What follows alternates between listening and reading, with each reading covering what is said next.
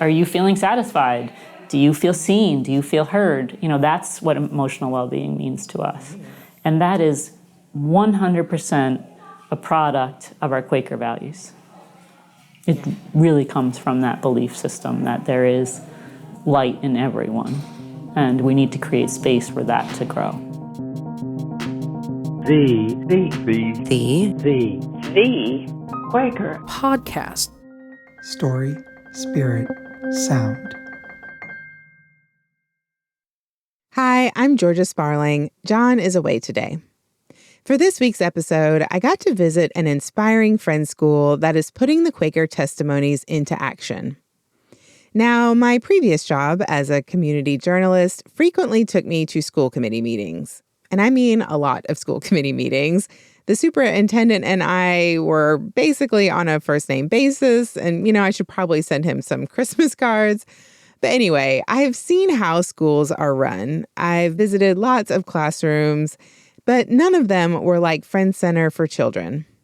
I won't give too many details here in the intro, but Friends Center has an approach to education that is founded on creating a community inside its walls that looks like the one outside its walls, and that's racially and economically. And I'm honored that they let me stop by their campus in New Haven, Connecticut, to learn how they do it. So even if, like me, you do not have kids, I think there's a lot to learn and appreciate about how a Quaker approach can transform a space and transform the people in it. So let's get started. The space was designed with young children in mind. That's Alex Schiavone, the executive director of Friends Center for Children in New Haven, Connecticut. I stopped by the center on a warm July afternoon to meet Alex and get a tour. Friends Center for Children has babies up through age 6, and it was founded by New Haven Friends Meeting, which you can see right through the front windows. The center has a Quakerliness that's really foundational to everything that happens here. From the design of the building to the teacher housing initiative, this center is doing something that other early childhood centers just aren't. And they're hoping that other people, Quaker and otherwise, will follow suit. It was after a Sunday worship, and we had planned to have a session to brainstorm ideas. And we went down into the social area and literally broke some homemade bread. And the idea of creating a friend's school was one of the ideas that came up. That's Wendy Kravitz, a founder of the Friends Center for Children, a former board member, and a current member of the Quaker Advisory Council for the center.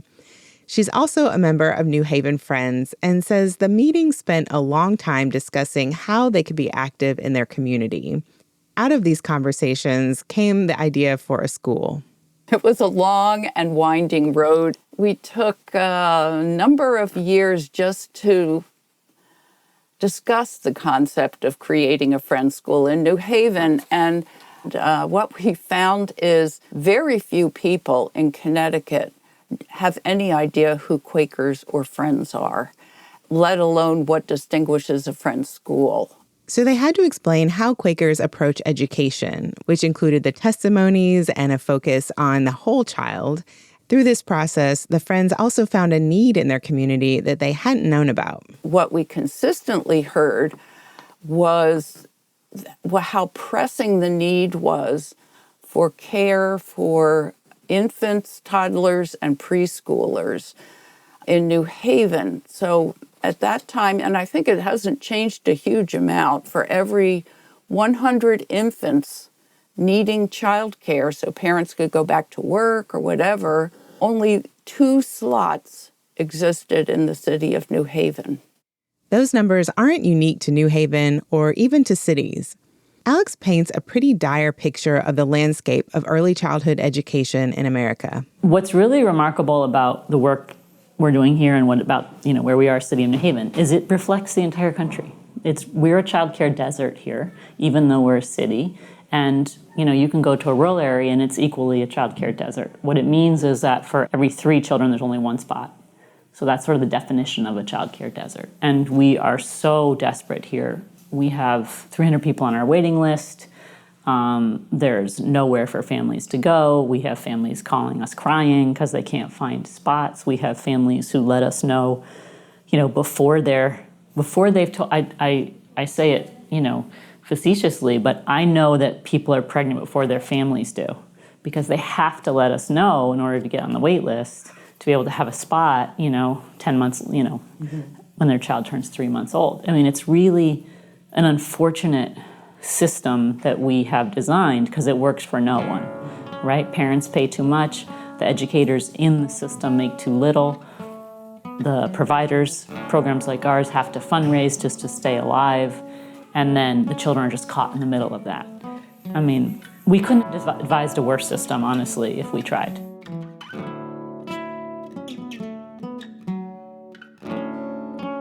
Alex calls early childhood education the ugly stepchild of the U.S. education system. If the system's neglected, we are doubly neglected, underfunded, under-resourced, overburdened. And it's because we are 98% female and disproportionately women of color. So the racist and sexist undertones have just been baked into our system from the beginning. I mean, so the first form of childcare was slavery. So if we're going to be built out of that system and we haven't tackled it, you're going to see it living. It's a living, breathing example of racism and sexism. That's sort of the best way I can describe it. And so you have these amazing, and I say women because we're 98% female, but there are men, but these amazing educators who are really dedicating themselves to raising other people's children without even having their own needs met or their own children's needs met. It's really a hypocrisy. And when we talk about like social justice or racial justice, like this is, to me, one of the most critical aspects of it. We know now that that age range, the 0 to 5 time, is the fastest growing time for your brain and all those parts of us. And for Alex, early childhood education isn't optional. Just to be very clear, like 90% of our brain is developed by age 5. And so those pathways, really the way we get those to be able to then receive all the information from 5 on is through interactions. Mm-hmm. And really strong early care and education teachers know how to foster those interactions so that they're really getting the ultimate brain development. And while early childhood education costs billions of dollars a year and would be a huge expenditure for the government, there is significant research that shows the return on that investment is multifold. Children who have access to early childhood education are more successful as they grow up and as they enter the workforce. According to a report by the Economic Policy Institute, they also end up using fewer government resources. Plus, their parents and educators are able to earn more to support their own families, and that means more government revenue and, of course, less stress on everyone. So New Haven Friends adjusted their vision and aligned it to meet the needs of the community. It's also a very Quaker school. Friends Center is a cooperative model with community as a core value. So, what does it actually mean to try to bring together a diverse group of people who are completely unrelated? Well, for Friends Center anyway, it means going deep. We have something called a stressors checklist. It's up to 50 things that may have happened to them or be currently happening to them. Anything from, I lost a pregnancy, to I was homeless, I'm not, to I'm dyslexic, right? Anything that may impact your relationship with a school, an organization, your child. And it's voluntary. I mean, we get a lot of people that fill it out. And then we do home visits. So it's an opportunity, again, to build relationship. And then we meet twice a year with every family. Since the center is a cooperative, parents are part of day-to-day life there. Here's founding board member Wendy Kravitz again. All of the parents make some kind of contribution beyond tuition. That was really important to us when we started. And people said, parents are too busy, they're overworked, and they'll never do it. They'll never do it. And it works. It does work. And parents will do it if you're flexible enough. And so we've had things like people, if they're a hairdresser, They will say, come on this Saturday, and I'll cut anyone's hair for free, and just that's their contribution. Other people take toys home and wash and clean them. I mean, there's tons of jobs, but it's very flexible based on what the family is able to do. So Friends Center is working to meet these staggering needs, and they actually started at the bottom. So we started in the basement of the meeting house. All early care and education programs around the country start in the basement of churches. The center operated out of the basement from 2007 to 2014. They used that time to fundraise and then construct their first building in the acreage behind the meeting house. Working with an architect, the Friends built a school that reflects Quaker values of stewardship, peace, and equality. That even means windows which are low enough for the babies to peer out of. And what they see is largely trees. It's really just a product of when you get to design a building with your values at the center, it changes completely the space. Yeah. If you notice the colors in here are very muted, that's intentionally in terms of bringing energy and sort of a blank slate kind of mindset to it. And then the colors that you see are all the children's artwork. It's the children's individual expression of who they are and based on whatever activity they're doing. There's also space for reflection intentionally built in, including these mood meters, which are organized on an XY axis. The x-axis rates pleasantness, and the y-axis rates energy levels. So low pleasantness and low energy levels might mean someone is sad or apathetic or lonely. High levels of both might mean someone is happy and cheerful and engaged. The meters are one way the center helps children learn to identify and communicate their feelings. And the mood meters are for teachers and other staff to share their emotional being too. One of the things we think about here at Friends Center is how you are as a whole person, not just sort of how you are in school, but how you are all the time. So all of the children in Quaker fashion are called Friends with a capital F. It's very cute, but it also speaks to how the children are treated. There's a real dedication to equality and to giving everyone a voice. For example, the children are taught to converse with each other during morning meetings, which head teacher Christina Valente says is her favorite time of day. We usually read a book, we sing songs together. We also use it as an opportunity to just have open conversations. Some friends might be sharing something that they're doing fun over the weekend. And they're saying, oh, this weekend I'm going to the beach. And then this gives an opportunity for them to practice having conversations with multiple exchanges. So we're practicing language skills. It's a great way for them to learn these important social skills while we're all together in community. When the children leave Friends Center, I feel like they are much more educated in their own emotions.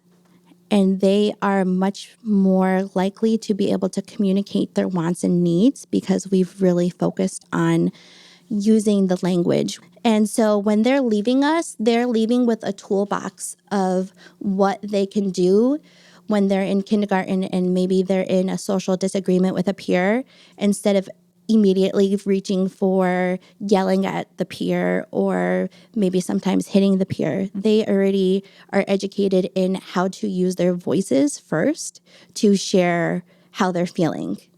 I spoke with one of the Friends Center parents named Marcel. He and his partner began sending their daughter to the center when she was 6 months old, and she's now 2.5. Like most people at the center, Marcel is not a Quaker and was not really acquainted with Quakerism before his daughter began going to the center. But he's really come to appreciate the way the center has helped her mature. Even just the fact that like certain things they do in the classroom, like they refer to all the kids as like friends. And I think treat them as really their own people and like almost maybe not quite grown-ups, because I mean they are still kids, but they give them a lot of freedom and support and independence in the classroom. And I think that's probably helped our kid become a very independent kid now. I heard this sentiment a few times, that the school's approach helps these little friends learn to become peacemakers. Even at 2 years old, they're learning how to express themselves and to approach conflict in a healthy way, which is something that's usually thought impossible for children this young. But even just a few weeks at the center can really help to instill these values, says Alex. We often have the city or the early childhood coordinator reach out to us and ask if we can take a child. And it generally is a child who has been failing in the traditional system. And so we had a call, and this was a child who was 5. It was the summer before moving into kindergarten. Taller than average child, a male, black boy. He had been suspended from 3 programs. And the goal was to just allow him to have a positive school experience. We had 2 months. It was work, right? It was work on our end. It was work on the mom's end. We had to sort of counterbalance everything that had already happened in addition to some of the reasons why it was happening in the first place. But the bottom line was this child needed space to be able to be like, I'm mad for whatever reason, right? I'm mad because I got kicked out 3 times, and not have us retaliate, right? Simple things like that, which work on the breathing techniques, things like that. He also needed to be stimulated. He ended up skipping a grade when he left us. I mean, this was a child who was incredibly bright. His mom actually came back to us about 1.5 years later and just was like, I cannot tell you how impactful these 8 weeks were in our life. The system itself is not designed to think about what the child needs, because the system itself is underfunded.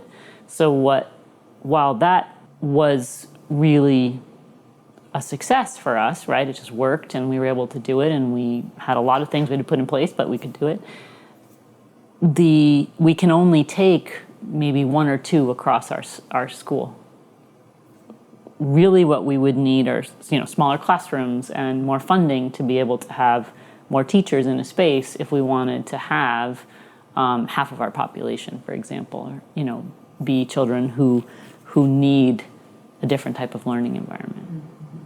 And we don't have the resources. And look at the resources we have, and look at the ethos we have. So what does that tell you about the rest of the system, right? Like a program like ours can't manage more than we're managing. There's no chance that a program that's designed to, 1 teacher, 20 children, 26 children, whatever it may be in the public system, it's not feasible. A lot of things make Friends Center different from any daycare or school that I've ever visited.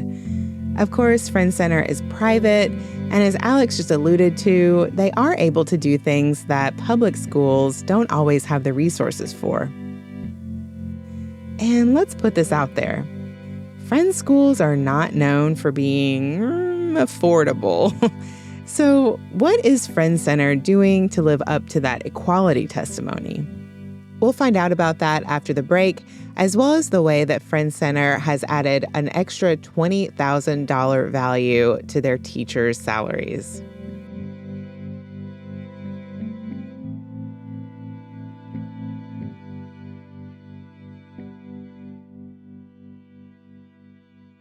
We've talked before on the podcast about our sister project, the Daily Quaker Message. Well, it's recently gotten a redesign that we're all really excited about, so I'd like to take a moment to reintroduce it. Well, actually, I have someone here who can probably do that a lot better than I can. Hello, Maeve. Hi, Georgia. So Maeve is the editor of the Daily Quaker Message. And Maeve, first, can you explain to our listeners what it is? It's a daily devotional, which, if you're unfamiliar with that term, it's a different spiritual reading for every day. And lots of these exist in the world, Catholic ones, general Christian ones, but the Daily Quaker Message is a specifically Quaker one. It's for everyone from seekers to longtime friends who want to set aside a little time for spirituality in their day. And even though I'm the one who curates it, I've found that when I start my day with the Daily Quaker, I'm more grounded, feel more gratitude, and have the intention to see spirit moving in myself and people around me. It encourages me to choose to be a Quaker every day. And how has it been redesigned? Like, what's new? Well, the content is essentially the same, and it's still nice and short, which people like. It's got a piece of Quaker wisdom, an invitation to a spiritual exercise, and a query. But both the email and the website look a little prettier now. And one new thing I love is that we're featuring the work of Quaker artists, which I think adds richness to the message itself. And a piece of feedback that we kept getting is that readers really enjoy reading each other's responses to the queries. So we've made a whole archive of queries and responses on the website. And if you're curious about the author of a quote, now every author has their own page on the website with a photo, a bio, and other times we've quoted them. So I think that's going to be a nice resource for people. Yeah, that sounds really great. I know I always like to look up like background info. So how can people sign up? Just go to dailyquaker.com. It's free to subscribe. You can take a look at the archive of messages on the website to get a feel for what it's all about. And you can choose if you'd like to get an email every day or just on Sundays. Awesome. Well, thanks, Maeve. And just as a reminder, we had a whole episode earlier this season called How to Build a Daily Quaker Practice, and I highly recommend people check that out if you haven't already. There were a lot of great nuggets of wisdom in it. Oh, yes. Patricia McBee did such a good job talking about things Quakers can do every day to build spiritual muscles. And I was good in it too. You totally were. Well, thanks for popping in, Maeve. And that's dailyquaker.com to subscribe to the Daily Quaker message. And now we'll go back to the show.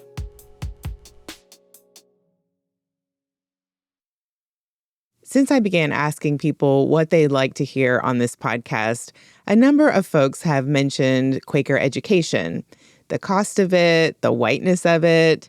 And I'll just tell you right now that I haven't really looked into that yet, but Friends Center for Children has. And they've set up their model to be intentionally diverse, both ethnically and economically. We really wanted to reflect the neighborhood we're in, but also the community as a whole. So we looked at the community as a whole, and New Haven is actually very diverse. It's a third Latinx, a third Black, and a third white or Caucasian. And we wanted to model that and really have no racial or ethnic majority in our program. And so we thought about what do we need to do to create a space that will allow that. Making childcare affordable was the most obvious need. So we're sliding scale. Families pay 12% of their income. So if you have no income, you pay nothing. And then if you have excessive income, we do have a cap. So $22,000 is the top end of our scale. So those sort of practical policies were easy. Then you have to think about how do you create a community where you really are 2/3 people of color in a system that is 100% white dominated. And that really became part of the leaning on the values and thinking about decisions, policies, systems. For example, Friends Center found that white parents were almost always the ones who spoke up about concerns in the classroom, while often parents of other races didn't feel as comfortable speaking out. It tends to be parents who are comfortable in systems and comfortable communicating their needs. So what we realized is in order to get a true sense of what's happening in that space, that when we have a family come forward, we then reach out to every family in that space. While the sliding scale was really helpful for Friends Center families, the teachers were still struggling. So the average salary in Connecticut is $29,500 for intern education teachers. And that's with degrees factored in there. It's just disgusting. So it creates high attrition rates, high turnover rates, right? People have to have 3 jobs, they're burnt out. No one has ever said, I want my teacher to be overburdened, under-resourced, have 3 jobs, and stressed out. So we've really tried to tackle that head on and counterbalance that. And the way we counterbalance it is just having higher salaries. Friends Center teachers make an average of $43,000 a year. They're not high enough, but they're higher by $17,000 than the average. Even so, the leadership at Friends Center knew their teachers needed more. We were trying to raise salaries. We couldn't figure out how to do it because the options were raise parent tuition, which we did not feel was reasonable, get the federal or state government to subsidize the system as they should, and they won't, or fundraise more, and we've tapped out. I mean, we've done enough. We can't do any more of that. So we spent about, in Quaker Process, 8 months, sort of threshing this, but it felt so urgent, like we were really trying to work at it quickly. Alex suggested to the board that they change tack. We asked the teachers, what are your biggest expenses? And there were 29 at the time, and only one owned their own home. And that we found was just a symptom of this problem. If you are not investing in people, they can't invest in themselves. And we know that the main way that wealth is transferred in our society is through property, but no one could purchase any property. So we really thought about this as, okay, how do we tackle housing with this idea that the end goal is to have them own their own house? And so we created this free teacher housing initiative. So we purchased homes and we have teachers move in and they live for free. So let's say their salary is $40,000 and the housing market here is around $20,000 a year for rent. And so automatically their salaried benefit is $60,000. And it's amazing housing, it's clean, it's well kept, it fits your need. So we have different units. So you can be a single person or you can be a mom with 3 children, and we have different units that would meet that need. We look at it as an equity initiative. So the people who are in housing tend to have dependents. So they're single moms or they're immigrants coming into this country and trying to, get themselves settled.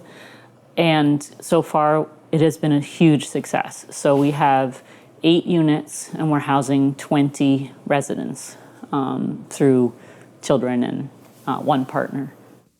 Alex says that Friends Center is the only early childhood program doing this in the whole country. The land and housing was secured through fundraising, and they have a partnership with the Yale University School of Architecture to design the buildings. Just for those who aren't familiar with Connecticut, Yale University is located in New Haven. Alex took me down the road to see one of the completed houses and one that is still under construction.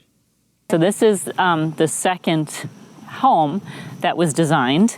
So you can see it's under construction. But Gorgeous skylight. Yeah, just really intentional. So there's a skylight here in the kitchen. There's a skylight in the bathroom, which I just think is amazing. Yes. In both of them, actually. So when you walk in, right now we're standing in the kitchen area. It opens up onto a deck that wraps around. The houses are beautiful. They've got landscaping, which was also donated, and they each have green space where the residents can spend time outdoors. The homes are communal in a way that is meant to be supportive, something that's really helpful for single moms and immigrants who may not have family nearby, says Alex. The plan is that one day they'll be able to house 30% of their teachers. But there are other benefits to alleviate financial strain on their community. Every Thursday, the hallway becomes a mini Trader Joe's, with food donated from the grocer in partnership with Haven's Harvest, a local Quaker-founded nonprofit. The school also has loans and grants to help teachers through financial difficulties, and they have tuition reimbursement for professional education and for teachers who want to work on a college degree. There are also counseling sessions available in-house. So we have an emotional well-being program that focuses on the teachers, on the students, on the parents. And through that, we think about basic needs, which means community. It doesn't just mean basic needs like housing and food, which we do that too, but it's community, it's mental health. Are you feeling satisfied? Do you feel seen? Do you feel heard? That's what emotional well-being means to us. And that is 100% a product of our Quaker values. It really comes from that belief system that there is light in everyone, and we need to create space for that to grow.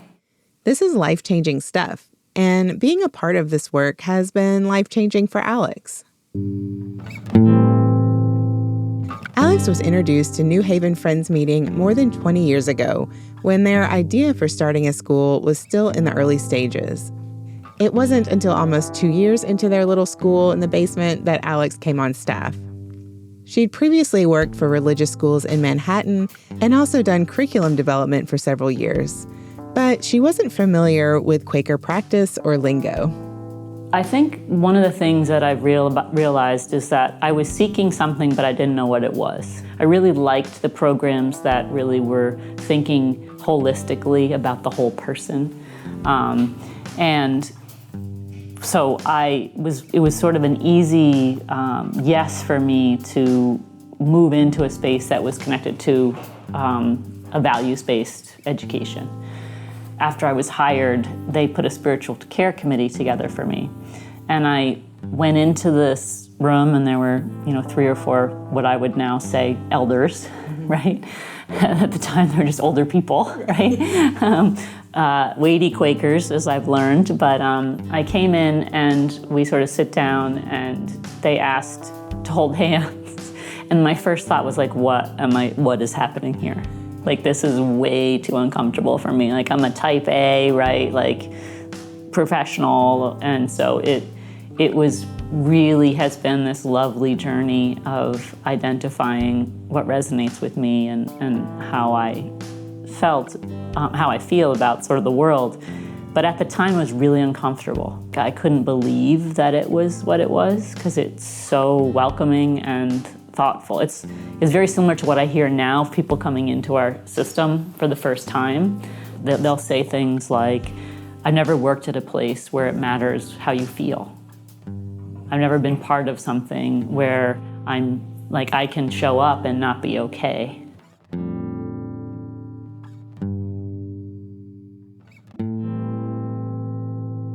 My early life, really until I was like 25, I had spent a lot of time in unsafe situations. And so my sense of self was really diminished and broken. And when I came to Friends Center, I had sort of moved farther past that, but not yet to what I would say is thriving, right? So surviving. Yeah. Really strong professionally, but emotionally and personally still stunted. And so I think the biggest gift, if I had to think about sort of what this Quaker community, and that's really how I think of it, is whether or not we identify as Quakers, those of us who are here, we're all sort of living Quakerly, is a sense of belonging, and not just on a surface level, like really a core belief that I matter, right? And to not have that for so much of my life and to now feel it, it's transformative. I think I'm a much better person because of that, right? Like the pettiness or the insecurities or the discomfort that I had in things, like you just don't have those triggers anymore when you feel seen, loved, heard, valued. So I'm now on the other side where I can provide that for others. That's not the purpose, but that's the hope, I would think, is you sort of get through something, you're at this place, and you can reach back and provide opportunity for others. This all sounds pretty good for something that obviously is never going to work. At least that's what some of the experts said. So when we started, they had hired a firm to do a feasibility study. And the results were, it won't work. It won't work because you won't get people to pay that amount. And more disturbingly, it was you won't get people who can pay that amount who want to be in community with people who can't. People are not going to want to be in spaces where it's so divergent. And I like when people say something can't be done. And I think that mindset paired with this idea of the Quaker faith, like this was a calling for them, right? And it was like, okay, thank you, we're going to do it anyway. And here we are, not only surviving, but thriving in a system that is built to have businesses fail, to have early care and education fail. Instead of failing, Friends Center has expanded. They already have a second location with a third under construction.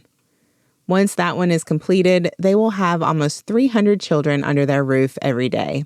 And beyond creating a space for New Haven children, Alex also works as an advocate to help other schools, as well as local, state, and the federal government, think about how they can better support early childhood education.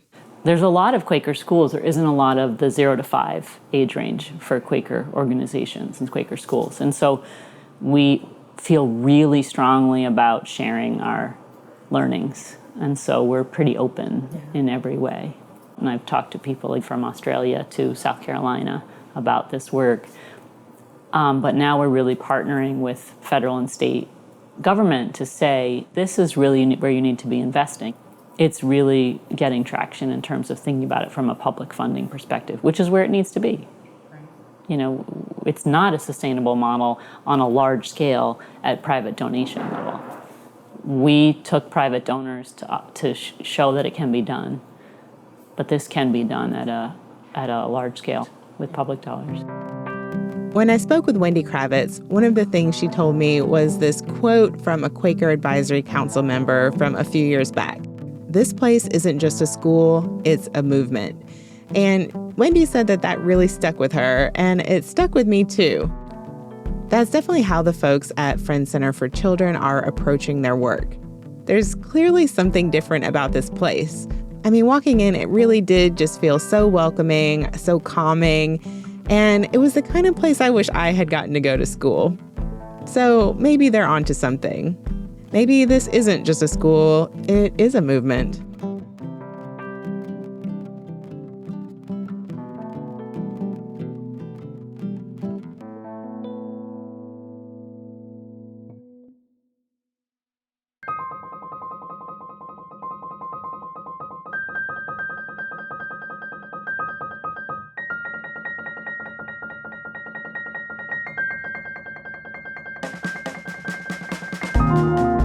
Thank you for listening, and thank you to the folks at Friends Center for Children for letting me stop by.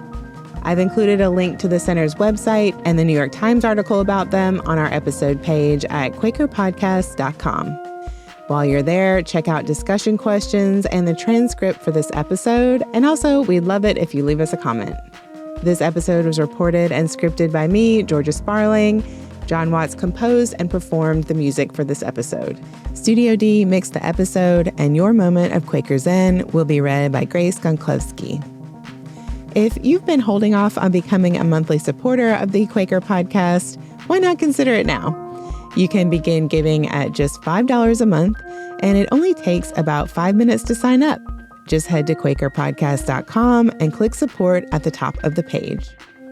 And now for your moment of Quaker Zen.